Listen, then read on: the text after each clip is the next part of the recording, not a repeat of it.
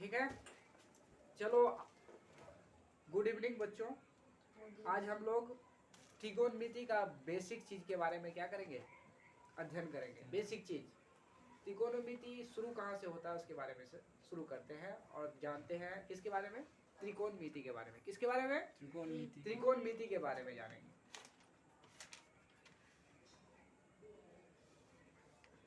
तो त्रिकोणमिति जब हम लोग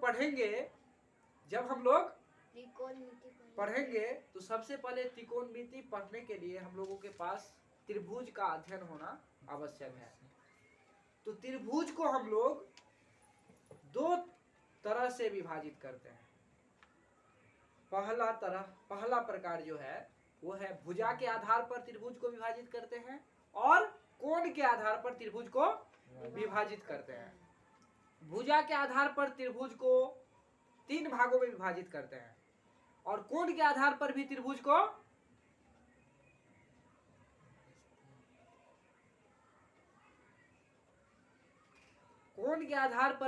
को हम लोग 3 भागों में विभक्त करते हैं, बांटते हैं।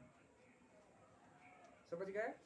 तो भुजा के आधार पर त्रिभुज कितने प्रकार के होते हैं? 3 प्रकार के, समबाहु त्रिभुज, समद्विबाहु त्रिभुज और विषमबाहु त्रिभुज। और कोण के आधार पर त्रिभुज 3 प्रकार का होता है, न्यून कोण त्रिभुज, समकोण त्रिभुज और अधिक कोण त्रिभुज। तो हम लोग देखते हैं कि कोण के आधार पर त्रिभुज 3 तरह के होते हैं और भुजा के आधार पर त्रिभुज 3 तरह के होते हैं।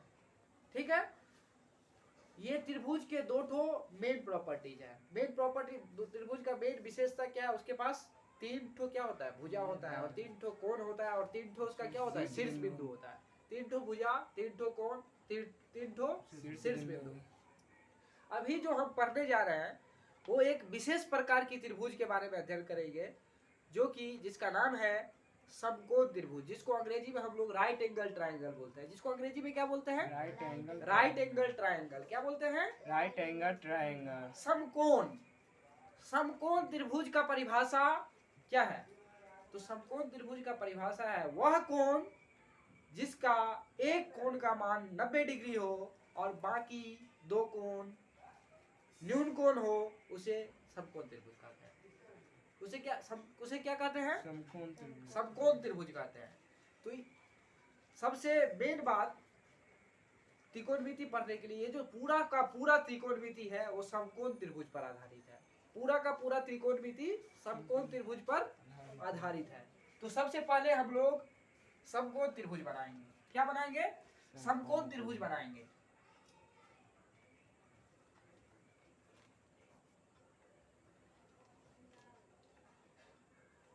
सबसे पहले हम लोग क्या बनाएंगे? समकोण त्रिभुज। तो यहाँ पर हम ड्रॉ कर दिए समकोण त्रिभुज। अब किस आधार पर इसको हम समकोण त्रिभुज कह रहे हैं, इसका नामकरण करेंगे। तो इसका नामकरण किए ABC। ABC एक क्या है? समकोण त्रिभुज है। ABC एक क्या है? समकोण त्रिभुज है। ABC क्या है यहाँ पर? समकोण त्रिभुज। ये एक त्रिभुज है और इसका नाम है ABC। इसको हम लोग समकोण इसीलिए कह रहे हैं क्योंकि ये वाला जो कोण है ये 90 डिग्री का एंगल बना रहा है। ये कितना बना रहा है? 90 डिग्री का एंगल बना रहा है। इसीलिए इस त्रिभुज को हम लोग क्या बोलेंगे? अगर किसी भी त्रिभुज में एक भी कोण हमको 90 डिग्री का मिल जाए तो उस त्रिभुज को हम लोग क्या कहेंगे? समकोण त्रिभुज कहेंगे। किसी भी त्रिभुज में एक से अधिक 90 डिग्री का कोण नहीं हो सकता है, एक ही 90 डिग्री का कोण हो सकता है। क्यों? क्योंकि हम लोग जानते हैं कि त्रिभुज के तीनों कोणों का योगफल हमेशा 180 डिग्री होता है। यदि त्रिभुज के 2 कोण ही आपस में 180 डिग्री हो जाए तो फिर तीसरी कोण का निर्माण असंभव है और ट्रायंगल का भी निर्माण असंभव है। इसीलिए दोनों कोण को न्यून कोण होना पड़ेगा। दोनों कोण को मिलकर 90 डिग्री होना होगा, क्योंकि पहले से एक कोण 90 डिग्री का है। ठीक है, पहले से ही एक कोण 90 डिग्री का है। तो समकोण त्रिभुज में इसको क्यों 90 डिग्री का बोल रहे हैं? क्योंकि ये भुजा जो है ये BC भुजा पर AB भुजा है, AB भुजा BC भुजा पर लंबवत खड़ा है।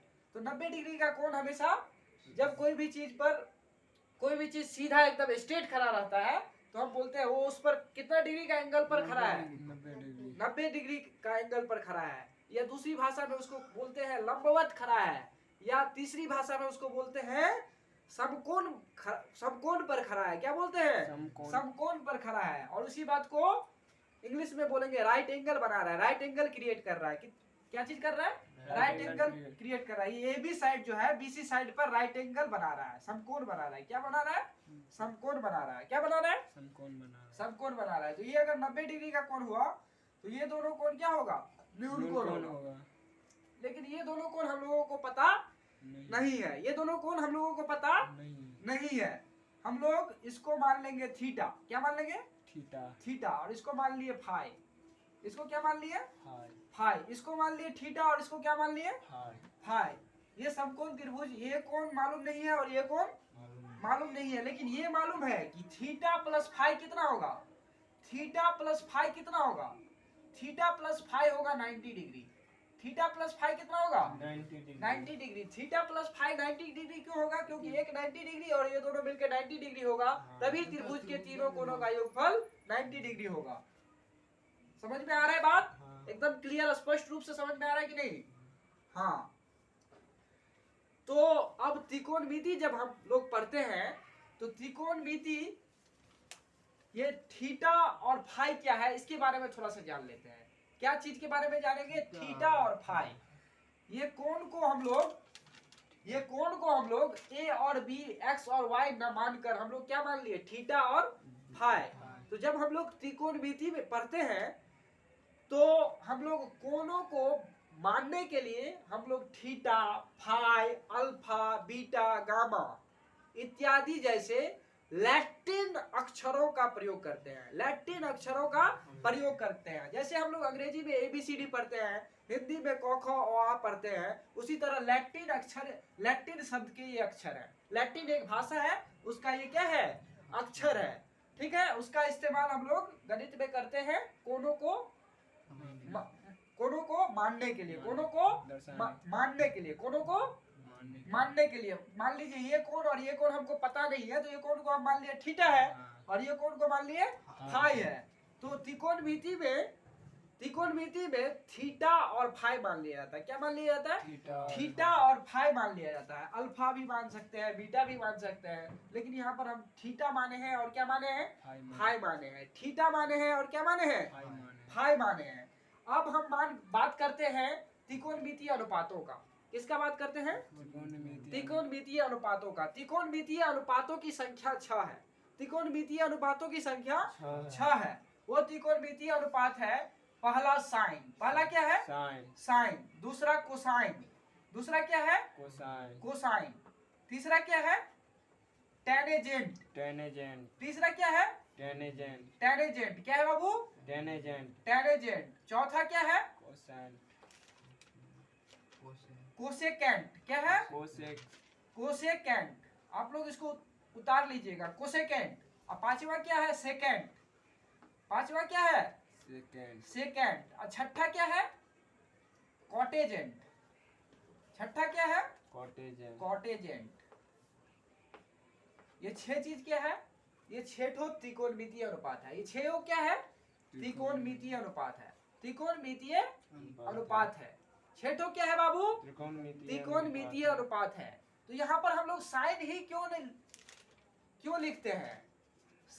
साइन ही सिर्फ क्यों नहीं लिखते हैं? थीटा काहे लिख देते हैं? सिर्फ साइन न लिख करके थीटा का इस्तेमाल क्यों लिख करते हैं हम लोग? तो देखिए बाबू, सिर्फ साइन कहने का मतलब हम लोग साइन से ये समझते हैं कि साइन का मतलब होता है लंब बट्टा कर्ण। क्या समझते हैं? साइन का मतलब क्या होता है? लंब बट्टा कर्ण। साइन का मतलब होता है लंब बट्टा कर्ण। अब तो लंब ये भी हो सकता है और ये लंब ये भी हो सकता है। ये भुजा को अभी हम इस तरह से रखे हैं, इस त्रिभुज को इस तरह से रखे हैं, इसीलिए हमको लग रहा है ये आधार है, ये लंब है और ये कर्ण है। अगर इस त्रिभुज को ऐसे करके घुमा देंगे तो ये नीचे आ जाएगा और ये वाला ऊपर चला जाएगा। तो उस स्थिति में क्या हो जाएगा? ये वाला लंब हो जाएगा और ये वाला क्या हो जाएगा? आधार हो जाएगा और ये वाला क्या हो जाएगा? कर्ण हो जाएगा। तो इसी बात को स्पष्ट करने के लिए हम लोग यहाँ पर एक एंगल दर्शा देते हैं। क्या दर्शा देते हैं? एंगल दर्शा देते हैं। अगर थीटा लेंगे, अगर क्या लेंगे? थीटा लेंगे तो थीटा के लिए ये वाला लंब हो जाएगा और ये वाला कर्ण तो हमेशा सेम ही रहता है। अगर फाई लेंगे, साइन फाई लेंगे, क्या लेंगे, साइन फाई लेंगे, तो साइन फाई के लिए ये वाला लंब हो जाएगा और ये वाला कर्ण हो जाएगा। पूरा एकदम क्लियर समझ में आ रहा है कि नहीं? पूरा एकदम क्लियर समझिएगा, जहां पर भी कुछ डॉट होगा तो पूछ लीजिएगा, हम उसको क्लियर करेंगे। तो अब साइन, तो इसीलिए साइन का पूरा नाम साइन न लेकर हम लोग ओनली ई को क्या करते हैं, यहाँ से हटा देते हैं। ई को क्या करते हैं, हटा देते हैं। अब यहाँ से अगर हम लोग बात करें साइन थीटा का, किसका बात करेंगे, साइन थीटा, साइन थीटा, किसका बात करेंगे, साइन। साइन क्या बताता है, साइन, साइन क्या बताता है, साइन बताता है लंब और कर्ण। समकोण त्रिभुज की जो दो निश्चित भुजा है, समकोण त्रिभुज में 3 भुजा है, लंब, कर्ण और आधार। तो लंब और कर्ण दो भुजाओं के, दो निश्चित भुजाओं के लंबाई के अनुपात को क्या करता है, दर्शाता है। ठीक है, तो साइन थीटा। अब ये थीटा क्या बताएगा, थीटा ये चीज को निश्चित कर देगा कि मेरा बात हो रहा है। क्या बोलेगा, मेरा बात हो रहा है। ये थीटा बोलेगा मेरा बात हो रहा है, तो हम इसको लंब तुमको नहीं लेने देंगे। उस स्थिति में इसके सामने वाला भुजा को हम लोग क्या बोलेंगे, लंब बोलेंगे। क्या बोलेंगे, लंब बोलेंगे, लंब बोलेंगे। तो उसी स्थिति में साइन थीटा का वैल्यू हो जाएगा ए बी लंब, ए बी लंब बट्टा ए सी कर्ण, लंब बट्टा कर्ण, लंब बट्टा कर्ण, लंब बट्टा कर्ण। साइन थीटा बराबर लंब बट्टा कर्ण। ठीक उसी तरह से अगर हम लोग कोसाइन का देखते हैं तो यहाँ से आई एन ई को क्या कर दिया जाता है, हटा दिया जाता है, उसको कॉस लिखा जाता है। क्या लिखा जाता है, कॉस लिखा, कॉस थीटा। क्या किसका बात कर रहे हैं, कॉस का। और यहाँ पर क्या हो जाएगा, थीटा। क्या हो जाएगा, थीटा। तो कॉस थीटा का बात अगर हम लोग करेंगे, यहाँ पर हम लोग अगर कॉस थीटा का बात करते हैं तो कॉस थीटा होता है आधार बट्टा कर्ण। ये थीटा का बात हो रहा है, तो थीटा के लिए ये क्या हो गया, लंब हो गया। इसके सामने वाला हमेशा क्या कहलाएगा, लंब कहलाएगा। और ये चीज क्या कहलाएगा, कर्ण कहलाएगा। ये चीज आधार में कभी नहीं कहलाएगा, वो तो कर्ण है। आधार या तो ये कहलाएगा या तो ये कहलाएगा, लेकिन ये तो कभी नहीं कहलाएगा, क्योंकि ये कोण के सामने वाला हमेशा क्या होगा, लंब होगा। तो आधार यहाँ पर क्या है, बीसी। आधार क्या है, बीसी। और कर्ण क्या है, एसी। तो कोसाइन जो है, कोसाइन जो है आधार और कर्ण के रेशियो को दर्शाता है, आधार और कर्ण के रेशियो को दर्शाता है। तो ये थीटा, कोण थीटा के लिए, कोण थीटा के लिए बीसी क्या है, आधार है, और एसी क्या है, कर्ण है। बीसी क्या है, आधार है, और एसी क्या है, कर्ण है। ठीक उसी प्रकार अगर हम लोग टेंजेंट का बात करते हैं, अगर हम लोग टेंजेंट का बात करते हैं तो यहाँ से ए जी ई एन टी को क्या करते हैं, हटा देते हैं, ओनली टेन का टेन लेते हैं। क्या लेते हैं, टेन लेते हैं, ओनली टेन लेते हैं। और इसके साथ उस निश्चित एंगल को दर्शाने के लिए, जिससे कि उसका लंब और आधार में से कौन लंब होगा कौन आधार होगा, ये चीज को क्लियर करने के लिए हम लोग यहाँ पर उस एंगल का नाम लिखते हैं, थीटा लिखेंगे, टेन थीटा। टेन थीटा होता है लंब बट्टा आधार, लंब बट्टा आधार, लंब बट्टा आधार, लंब बट्टा आधार। तो यहाँ पर हो जाएगा A B by B C, A B by B C, A B by B C, लंब बट्टा आधार, लंब बट्टा आधार, लंब बट्टा आधार, लंब बट्टा आधार। ठीक उसी तरह से अगर हम लोग कोसेकेंट का बात करें, यहाँ से कैंट हटा देते हैं, कोसेक लेते हैं, कोसेक। और अभी बात हम लोग कर रहे हैं थीटा का, तो थीटा का करेंगे तो थीटा, कोसेक थीटा होता है साइन थीटा का उल्टा, कर्ण बट्टा लंब। तो यहाँ पर कर्ण ये है और थीटा के लिए लंब ये है, ए सी बाई ए बी हो जाएगा, A C by A B, A C by A B. ये हो जाएगा कर्ण बाय लंब, ये हो जाएगा कर्ण बाय लंब। कोसेक थीटा हो जाएगा कर्ण बाय लंब। ठीक उसी तरह से अगर सेकेंड का इस्तेमाल करेंगे तो ए एन टी यहाँ से भी कैंसिल करेंगे, तो यहाँ हो जाएगा सेक थीटा। सेक थीटा होता है कर्ण बट्टा आधार, ये कॉस थीटा का अपोजिट है। तो आधार है बीसी और कर्ण है एसी, तो BC AC by BC, AC by BC, कर्ण बाय आधार, कर्ण बाय आधार, कर्ण बाय आधार। और लास्ट जो छठा अनुपात है जिसका नाम है कॉटेजेंट, जिसका की नाम है कॉटेजेंट। तो यहाँ से भी हम लोग एजेंट को हटा देंगे, सिर्फ कॉट को रखेंगे। तो कॉट को रखेंगे और बात कर रहे हैं थीटा का, तो थीटा को रखेंगे। तो यहाँ पर कॉट थीटा का वैल्यू हो जाएगा आधार बट्टा लंब। और ये थीटा के थीटा के सापेक्ष में, अगर थीटा का बात किया जाए, थीटा के सापेक्ष में हम बीसी को क्या बोलेंगे, आधार बोलेंगे, और एबी को क्या बोलेंगे, लंब बोलेंगे। तो इसीलिए बीसी को ऊपर में लिखेंगे और एबी को नीचे में लिखेंगे। आधार बट्टा लंब, आधार बट्टा लंब, आधार बट्टा लंब। इस तरह से हम लोग देखते हैं कि संपूर्ण त्रिकोणमिति में 6 ठो त्रिकोणमितीय अनुपात है, जिसका कि नामकरण sine, cosine, tangent, cosecant, secant और कॉटेजेंट, इस तरह से 6 भागों में किया गया है, जो कि समकोण त्रिभुज के तीनों भुजाओं में से किसी दो निश्चित भुजाओं के लंबाई के अनुपात को प्रदर्शित करता है, लंबाई के अनुपात को प्रदर्शित करता है, लंबाई के अनुपात को प्रदर्शित करता है। तो हम लोग यहाँ पर ये भी समझे कि तो साइन सिर्फ क्यों नहीं दर्शाया जाता है, कोसाइन सिर्फ क्यों नहीं दर्शाया जाता है, क्यों हम लोग इसके बदले में थीटा लिखते हैं। तो थीटा हम लोग इसीलिए लिखते हैं ताकि लंब और आधार, समकोण त्रिभुज के लंब और आधार में हमेशा कंफ्यूजन बनी रहती है, किसको हम लोग लंब बोलेंगे, किसको हम लोग आधार बोलेंगे।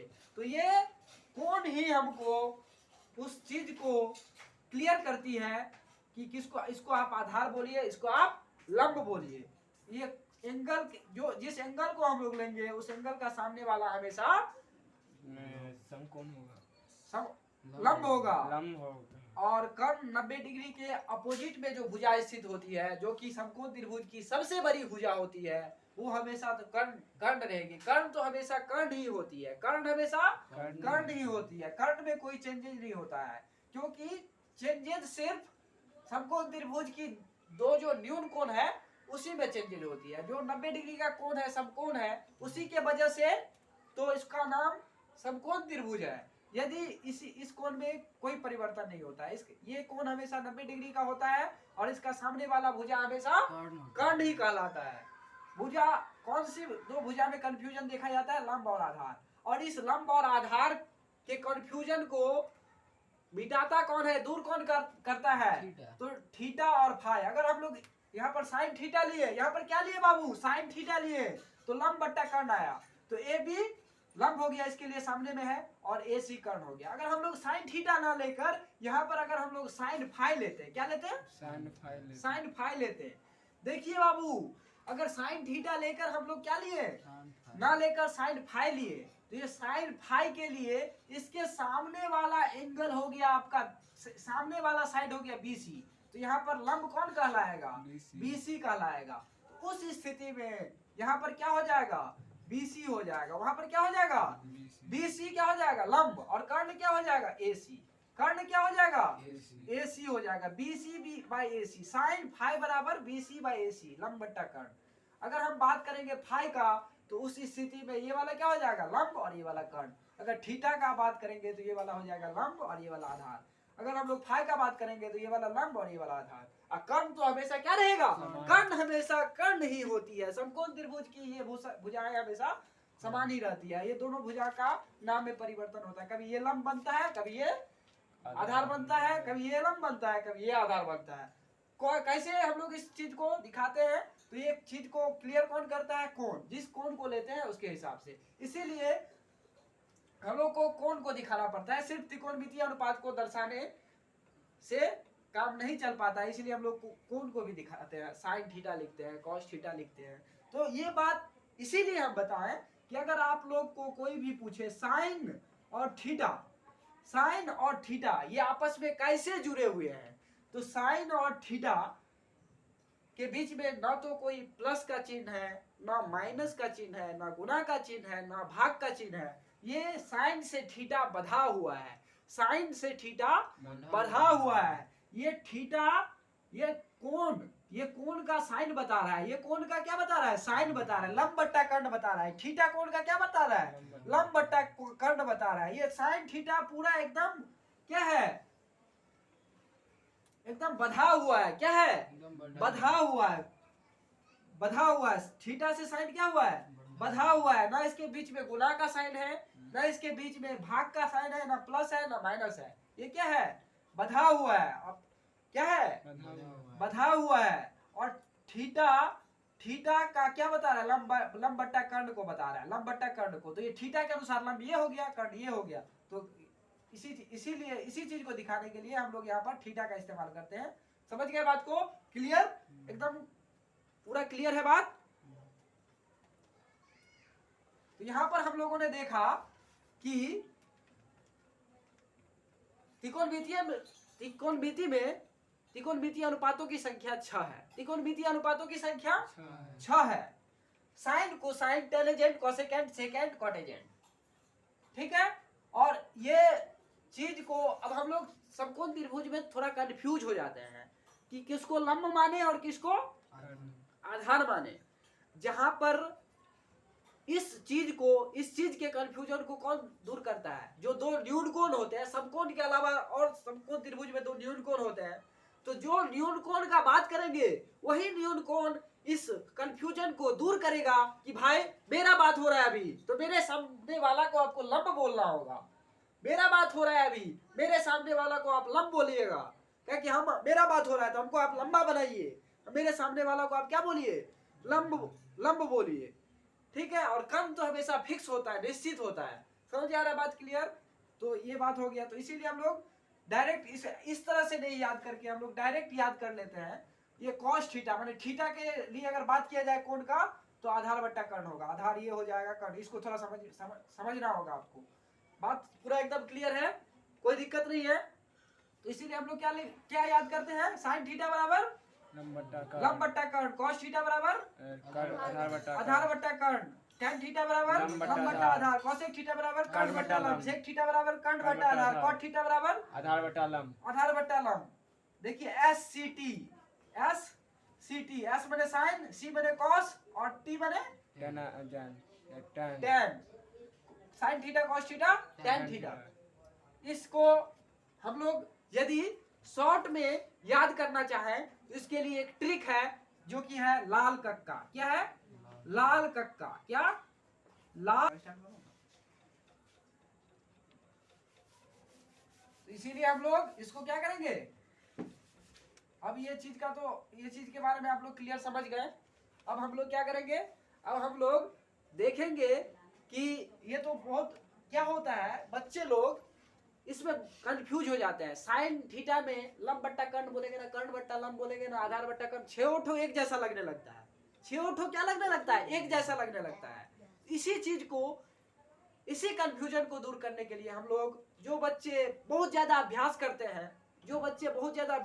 हैं, तो उस प्रैक्टिस के माध्यम से वो तो क्लियर हो जाते हैं, लेकिन जो नया सीखते हैं तो उनको थोड़ा दिक्कत होता है। तो इस चीज को दूर करने के लिए एक ट्रिक का इस्तेमाल किया जाता है, जिससे कि आप इसको इजीली याद रख सकते हैं। और जो अच्छे बच्चे होते हैं वो तो डायरेक्टली याद करते हैं, बार बार अभ्यास करते हैं, उनको अपने आप याद हो जाता है। तो ट्रिक भी बता देते हैं जो आपको याद रखने में आसानी प्रदान करेगा।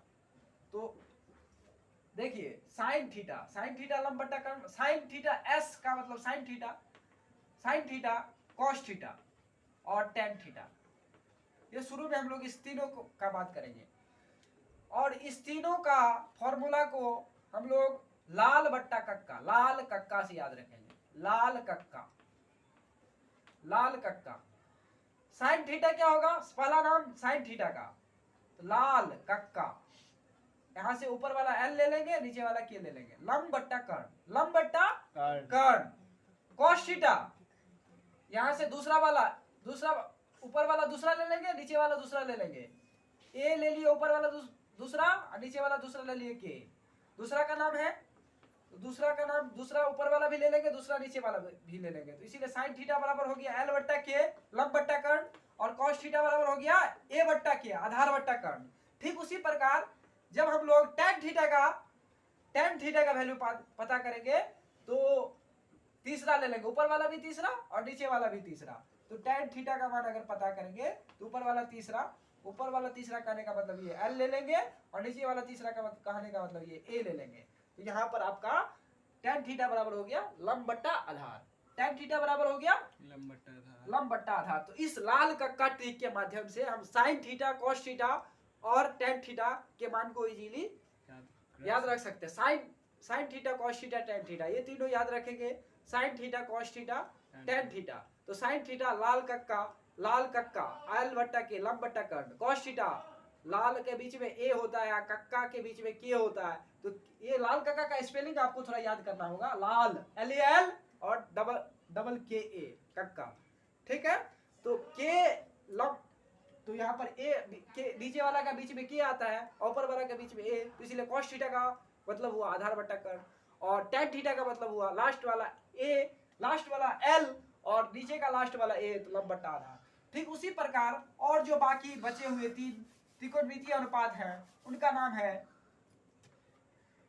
है आपका कोसेक थीटा, सेक थीटा और कॉट थीटा। जब इसका फॉर्मूला याद करेंगे, ये साइन थीटा का अपोजिट है और ये कॉस थीटा का अपोजिट है, या टेन थीटा का अपोजिट है। कोसेक थीटा होता है कर्ण बट्टा लंब, सेक थीटा होता है कर्ण बट्टा आधार और कॉट थीटा होता है आधार बट्टा लंब।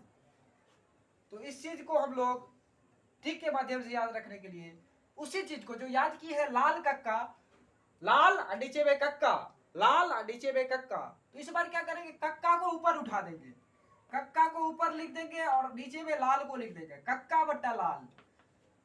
तो यहाँ पर कोसेक थीटा जब करेंगे तो यहाँ हो जाएगा कर्ण बट्टा लंब। ठीक उसी तरह से सेक थीटा करेंगे तो कर्ण बट्टा आधार, के फॉर कर्ण, ए फॉर आधार, कॉट थीटा का मान करेंगे आधार बट्टा लंब, ए फॉर आधार, एल फॉर लंब। तो इस तरह से हम लोग को ट्रिक के माध्यम से याद रख सकते हैं। Sine theta cos theta tan theta लाल बट्टा कक्का, साइन थीटा बराबर लंब बट्टा कर्ण, कॉस थीटा बराबर आधार बट्टा कर्ण, टेन थीटा बराबर आधार बट्टा लंब। और जब sign theta cos theta tan theta के विपरीत का बात करेंगे, कोसेक थीटा सेक थीटा और कॉट थीटा, तो इस ट्रिक को भी उल्टा देंगे, कक्का को ऊपर उठा देंगे, लाल को नीचे कर देंगे। तो उस स्थिति में कोसेक थीटा का मान हो जाएगा कर्ण बट्टा लंब, सेक थीटा का मान हो जाएगा कर्ण बट्टा आधार और कॉट थीटा का मान हो जाएगा आधार बट्टा लंब। इस तरह से इस चीज को हम लोग स्पष्ट रूप से याद रख सकते हैं। आज बस इतना ही, इतना क्लियर कीजिएगा, फिर त्रिकोणमिति का कॉन्सेप्ट आपको इजी लगेगा। गणित एकदम आसान होता है, बस इसे समझना होता है। तो अगर आप समझ के पढ़िएगा तो गणित जैसा आसान विषय कुछ भी नहीं है। गणित बहुत ही आसान सब्जेक्ट विषय है। बस आज इतना ही, थैंक यू।